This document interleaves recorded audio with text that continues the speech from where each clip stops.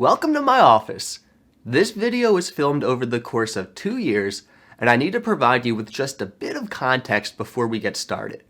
I first met Sabine in 2019, and to be frank, at the time, Sabine was an autistic person who did not want to be autistic. I really try not to show my autism that much, and it's been working out, and people don't see autism in me. Now, I fully understand that some of the opinions expressed in this video are considered to be controversial, but I ask that you watch this full thing before rushing to judgment, because if you do so, you'll see, I believe, this is a story of self-growth. I act emotional, and I act more vulnerable, and I act maybe a little weird or quirky or something, and then someone comes to the rescue for me because they want to be my quote-unquote friend. But in the end, they just want to change me. They just want to mold me into a different kind of person because they want to help, which I don't like at all. The clips I'm showing in this intro of Sabine were filmed during her original interview in 2019. Sabine and I agreed not to publish that interview for various reasons. Unlike some of people with autism, I don't particularly embrace it. Now, present day, just a week or two ago, and it's been almost 2 years since that first interview, Sabine sent me a message. And I have Sabine's permission to read this message, so let's just do it. I realized at the time of that first interview, I was experiencing a lot of internalized ableism. And if you don't know what ableism is, don't worry, because Sabine's going to explain it in this video. I'm working on addressing my internalized ableism. Even though I'm not proud to be autistic yet, I'm trying to understand why others would be. After reading that, Sabine agreed to be interviewed today about her interview from 2 years ago. So this interview is from present day and will also include clips from 2019. Let's go call Sabine. Sabine, it's really good to see you again. The first time we met, you talked about how you love deep, meaningful conversations. I still do, yes.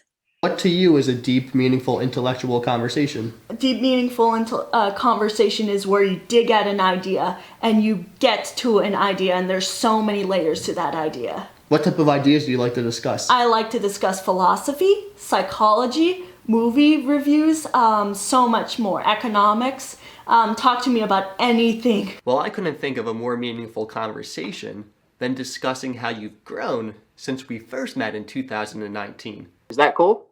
That's cool, yes. I realize now that I want to confront the darkness within myself, and sometimes I want to confront the cringy moments, because do you ever have this feeling when you look at photos of yourself, you completely become like, I don't know, disgusted? And my autism for me is just like I don't know, it's like an annoyance, or it's like even more of a stigmatizing thing. It's like, I don't know, would you say like a broken system, and it's like becoming more repaired. If I published the interview at that point and other people were to see it, I would have been immediately like canceled.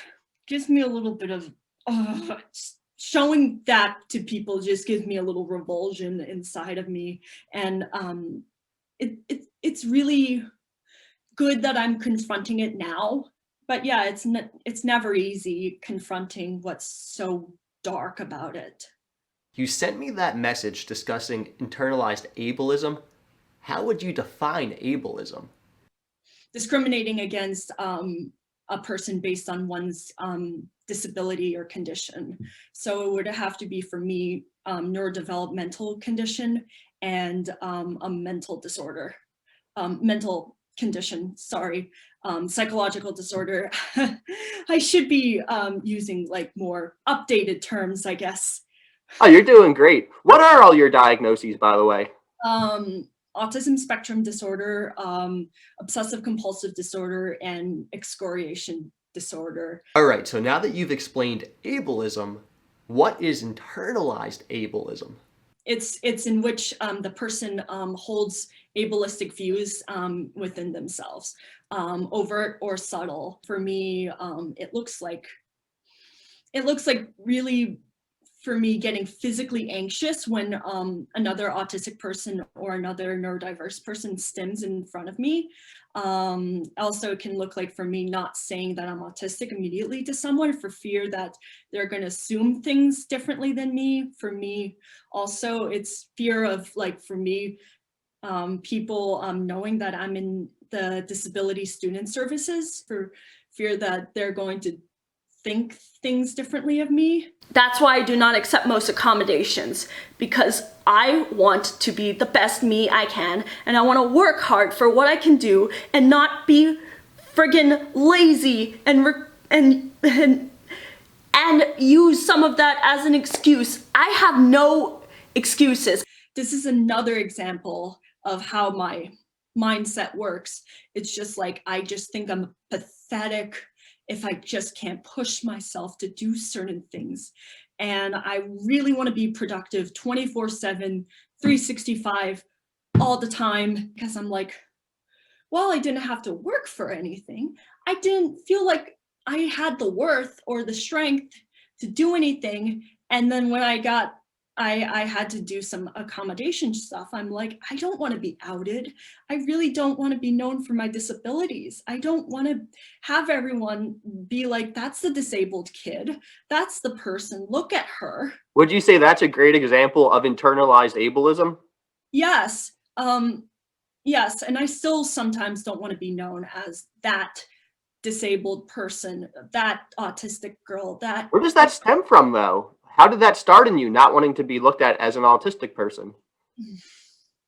I guess for me, it's being in a specialized school for neurodevelopmental disorders. So when going out into the real world, I'm just like, you know what? I want to trash this. I want to trash everything about it. Sometimes I would get triggered by quote unquote feedback because I can't tell if the person's being controlling or not, or just giving me helpful advice. I mean, I'm getting better at it now. I can accept academic and artistic feedback, but social feedback, that was my entire school again, blaring into my mouth. And it was an I, it was a I, it was Big Brother. It was like this voice in my head telling me what to do and what to say and how I should behave. And I was super paranoid that if I make a mistake, I will not impress anyone or it will show up in my report card. That's why in the middle of junior year, I started this hobby where I was excessively saying sorry. And I also envy, for me, I'm sorry, I'm going off the table of, you know, autistic people and OCD people and just disabled people who don't have to apologize. And just also internalized ableism sometimes comes from envy, which I have a lot of, and competition, and just this need for me to just say, why are they so happy? Why are they so like free and fun and stuff like that? Why can't I have that? You know? Do you feel envy of the disability acceptance movement, that you're not able to accept yourself like other people are? Yes, in some cases, because I just can't turn on the switch that says accept myself, be happy about yourself, because I have this voice that tells me, you know, you're crap, you're nothing, your body is not good. You know, you need to do a bunch of stuff in order to make yourself like, for me to accept you. So I have this back and forth between my mind. I have been through stages where I literally have bitten my arm and I have banged my head and I've done all that, and it's so frustrating for me to experience that level of social awkwardness, because social competency does matter. When you're engaging in those self-harm behaviors, is that something for physical release, or is that a mental? That's meant for me to be. There's reasons why I do it. It's for punishment. Mainly it's self-punishment, but it's also for it's also releasing my self-hatred. I don't know about you, but I don't want to be the one who is always off doing my own thing, because pretty soon you're going to have to grow up and you're going to have to say, well, you're pretty much stuck in the same old habit, and peers are alienating you, and the company's alienating you, and all sorts of people are alienating you to the point where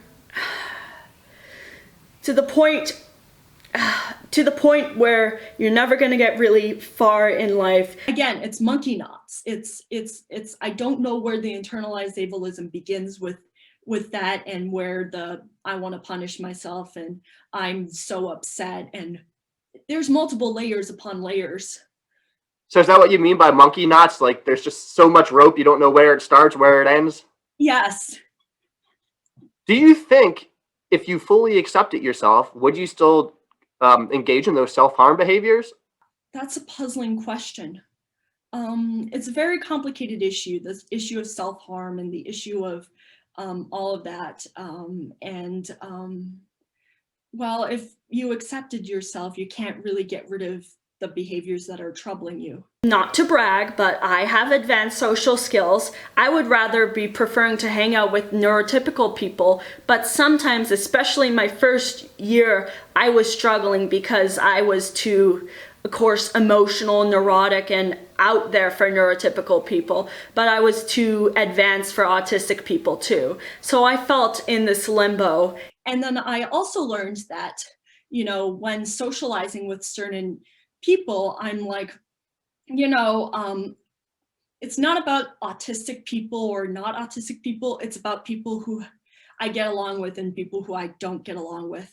Another example, you know, for the longest time, I thought I couldn't, you know, my preference would be to date neurotypical women. But, you know, I just got out of a relationship with dating an autistic woman. You know, that relationship went very well. What is autism? Autism is a disorder that sets you back from social interaction, but some of them have speech delays, like I do. I did not talk until I was 4, but either way, it sets you back, and it's an alien. You feel like an alien because in a foreign language can be understood by most people, like neurotypical people even have foreign languages, but autism is universal. It really is. And it makes you feel like more like, for me, an alien rather than a foreigner of a different language. Have you learned to accept being autistic? Yes and no. I've learned to accept that in some part it's not a bad thing, but I still don't think that, I mean, it's not something for me to be proud of, something to wave a flag around, you know. I still don't agree with that, and for me, I don't necessarily get the mental health drain of masking totally. And what am I going to do if I just totally unmask in public and everywhere? Could you explain what masking is for somebody who hasn't heard that term before? It's acting neurotypical. Do you think your life would be easier if you embraced it, though? No, because I really wouldn't want to improve myself then. What do you mean? Improve myself as in become stronger and become better, and that shame is like for me makes me motivated to become better and to become blended in. How drastically different are you when you're unmasked? It's about the same, but sometimes when I get upset, God, it can get really hurtful and very painful for me against myself. And when I sometimes do that, I think that I'm such a child, and like you're acting like a child, you're being stupid. Stop doing that. Stop crying. Stop venting to your parents. Stop having whatever. Oh my God. Sometimes it's not just about hurting myself, not just about the meltdowns. It's not meltdowns. I don't know if I would have meltdowns. For me, it's just getting upset. It's not just about getting upset. For me, it's not just about all that. It's just sometimes I can't turn on the automatic switch of being happy all the time. People don't see autism in me, yet when I sometimes overshare, it's I sometimes say to myself, what have you done? They're going to think that all of this about you. What do you consider to be your strengths? That I'm creative. And by the way, I'm not going to tell you that I'm creative. I'm going to show you that I am creative. I would love to see that. I make rings and stuff. This ring is what a modern artist would wear, like someone would go to a MoMA. This fits my outfit right now. You know, I love that. This is very Year of the Dragon. My year, Chinese New Year. Sabine, I know you wanted your mom to be part of this interview. If you can get her now, I'd love to ask you two some questions together. During that first interview in 2019, Mom, you were just in the other room while we were filming. I'm assuming you could hear mostly everything. Did you know that Sabine had a lot of those thoughts that she shared? I did not. That really helped me hear you, because I'm like, if she's saying this out of nowhere, it seemed out of nowhere to me, I must not be listening. What did you think after hearing Sabine's thoughts back in 2019? I wish I could go back and talk to my early mom self and say, hey, you need to accept this more, or you need to like step back, or, you know, maybe the special school wasn't the thing for her. Maybe we should have just, you know, not to force some of these things, you know, not to force her to be like in playgroups, and not to force her to be, you know, I think some of these like kind of normalization things that we might have tried. I just also wanted to be more social in that sense. Mm-hmm. I wanted to turn out to be more of a naturally social child, and also you are. And also it was hard to, like, you know, see how much of a danger I was to myself, especially when I was a teenager. And yes, hormones are killer. Welcome back to my office. So I was sitting here editing this video, trying to find the perfect way to conclude this interview, and then Sabine messaged me. She said that she recorded a video, and she wanted me to play this video as the outro. Now, before playing Sabine's outro, I have to explain that in that initial interview from 2019, there's a lot of footage that I didn't include today. So in this outro, Sabine is referring to that old interview and a lot of clips that you didn't see, but they're clips where she discusses her self-hatred of herself as an autistic person, and they were filled with expletives.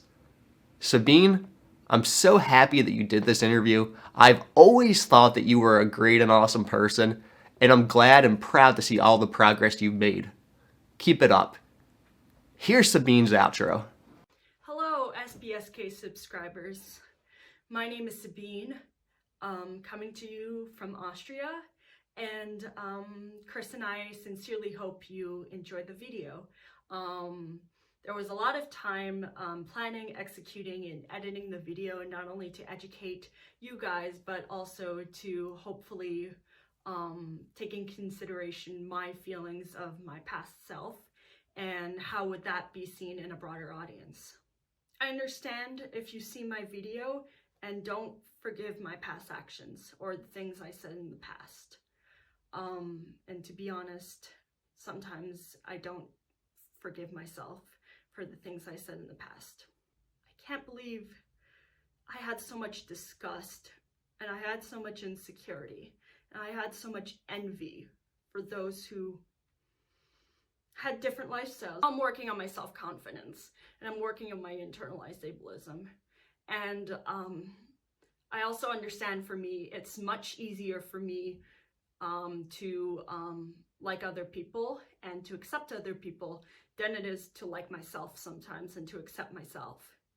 And that came out in that interview pretty hard. And I didn't realize at the time that it also can really hurt people, and that I didn't think I was hurting anyone, but I definitely did in many indirect and direct ways. And that is something I will never take back. And that is something I can never forgive for myself.